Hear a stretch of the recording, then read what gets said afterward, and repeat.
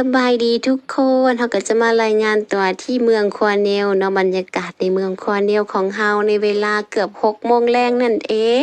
เห็นผู้คนยืนต่อแถวแบบนี้เนาะก็ยืนต่อแถวซื้อตั๋วหนังเนาะเพื่อที่จะไปเบิ่งหนังกันเนาะทุกคนในระหว่างทางนั่นเนาะลิงน้อยหรือผู้ชายน้อยของเฮาก็กระโดดโลดเต้นปีนเสาแบบนี้เลยเนาะอยู่หมอแมะเขาเห็นจังไดอยู่หมอแม่บ่เป็นเนาะปีนนั่นปีนนี่ท่าเพราะว่ามันโดนเด้เกือบ30 นาทีเลยเนาะที่หมดเฮาต่อแถวซื้อตั๋วหนังเข้าไปเบิ่งมาริโอเรื่องนี้เลยเนาะเรื่องมาใหม่นี้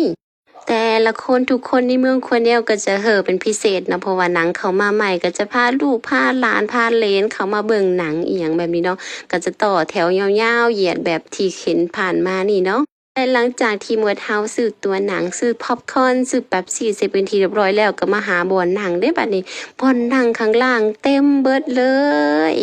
แน่นเอียดเลยสำหรับโรงหนังในมือนี้เล่นบ่อนเฮาก็ขึ้นไปชั้น2เนาะจะมีแบบบ่อนหนังประมาณ20ที่นั่งเนาะที่เหลือไว้บ่อนเฮาก็ไปเลือกนั่งข้างบนก็เบิ่งบ่ค่อยคักปานใดเพราะมันอยู่ไกลนั่นเอง